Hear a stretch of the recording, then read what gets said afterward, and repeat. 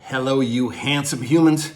Welcome to step one up the tribe triangle. This is going to be a challenging, arduous, but also epic journey through the master map of humanity that is known as the tribe triangle. This is the sequential series of steps that all leaders are required to make to take a pride-based culture, which is the individualistic lone wolves that celebrate self-reliance and independence and weld them together in a team or a tribe that is capable of hunting big game.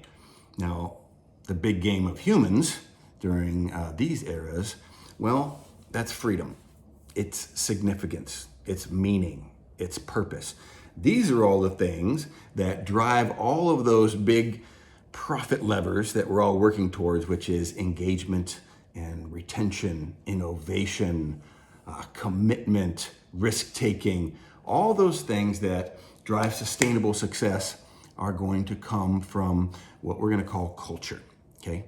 Now, culture is the actual product of the tribe triangle, and it is creating alignment with people, because culture is the set of shared beliefs and behaviors of a group of people, whether that's your family, your community outside, or your work team. Your culture is king, and culture is going to drive all of those results that you're looking for. It has been proven over numerous studies in the last several years that investing in your culture contains 8 times the ROI of your investments in technology or strategy. It is king. And the reason why is because no matter what you're doing, at some point where the rubber meets the road, you're dealing with people. And people, well, those are those beliefs and behaviors. And we need to find a way, number one, to drive alignment. Now, alignment is recognizing that we need to share the same North Star. We need to share the same vision. We need to share the same set of values, which drive the decision-making process of humanity. We need to share the same mission, which means it needs to be somewhat transparent, which drives collaboration, and that drives reciprocity, and that's the engine of alignment. And all of those things put together will drive kinship. Now, kinship, well, that shares the same root as the word kind, right? Because it's kin. And kindness and kinship, well, that is the exclusive behavior that we have with the people who are within that alignment system. And kinship, well, that drives belonging. It drives resiliency. It makes us feel like we're respected, that we matter, and that we're safe.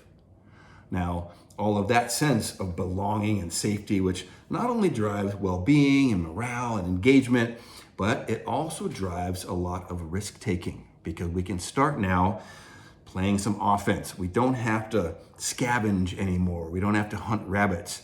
We're part of a team that's hunting big game. And that means we can hold each other accountable. We can start dealing with healthy conflict, and we can do all of these risk-engaging behaviors that we couldn't do before when we were in our lone wolf status.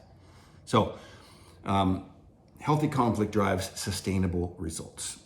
And this is the tribe triangle that we are going up, and it is created by you because you are the tribe leader. And your behavior literally creates culture, because leaders are head of culture before they're anything else. Whatever you say, whatever you write, pales next to your behavior that you are modeling. So this journey up the tribe triangle for the next 52 weeks is going to be directed at you as an individual and making sure that you are conducting self-leadership first, because whatever you model is going to create that blast radius or force multiplier of culture creation.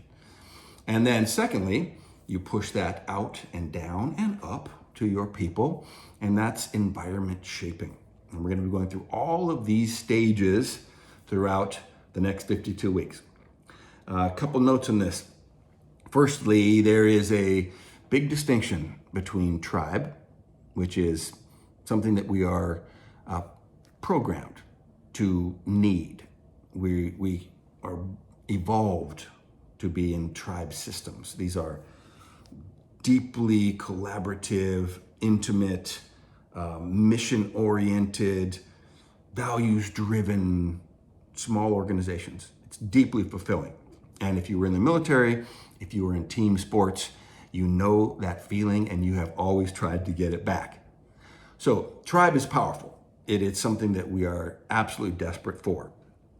However, it also contains a dark side, which is tribalism.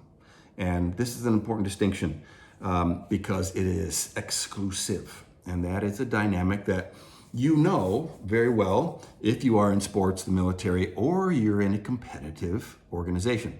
And you should be competitive if you are running a company. And so competition is healthy.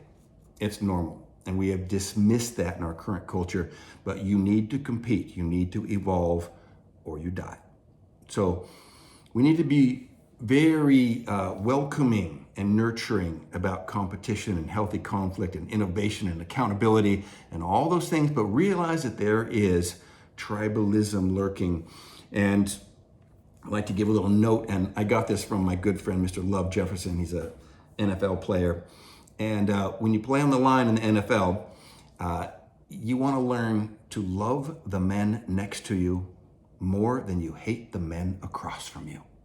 And I think that's a beautiful antidote for pushing back on tribalism, exclusive virtue, nationalism, some of the stuff that contains a lot of the undoing of our species in a giant tribe of humanity, of the Earth tribe. We want to make sure that you as leaders are modeling behavior of loving your people vastly more than you're competing against the other people.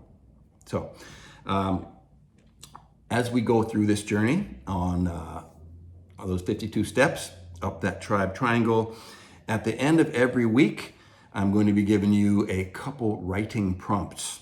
And we need to be able to actually write things down to crystallize, to clarify our thoughts about these topics. It's the way that we take all of that information that we are drowning in and we make it useful. We make it integrated so that we can actually apply it. And that transforms knowledge and information into wisdom. So we must write. So strongly encourage you, get a journal, 52 steps up the tribe triangle in the front, and you actually do those. It won't take long, but actually write them out or type them. Secondly, we must speak, because both writing and speaking is the way that we crystallize wisdom. So inherently, kinship, tribe triangle is about other people. So if you are doing this with your family, then please have this conversation once a week. It'll take 10 minutes over a dinner table. Answer the 3 questions. If you're doing this with an organization, what a great way to create engagement and a giant year-long culture development, leader development workshop, okay? It's a great thing. This is what I do with organizations all over the world, and you can do this to follow along with your people. Great way to work with the development of a leadership team as well. And if you'd like any more coaching on that, you can shoot me a message below, or you can go to my website, which is philipfolsom.com. And you can also sign up for the newsletter on there, which will contain all of the text, the copy information about each 52 step. So it's a free newsletter. Go on there, philipfolsom.com, sign up for the newsletter. You'll get it in your inbox every Monday morning, and then you've got a week to do those writing assignments. All right? So you deserve this journey. It's a self-development journey. It will be arduous. It will be hard. And 52 weeks of anything is hard. But this is a great way to radically level up your self-leadership. Okay? So you deserve this. Your people and your projects, well, they demand it. And so does your legacy. I look forward to seeing you out there on the mountain, and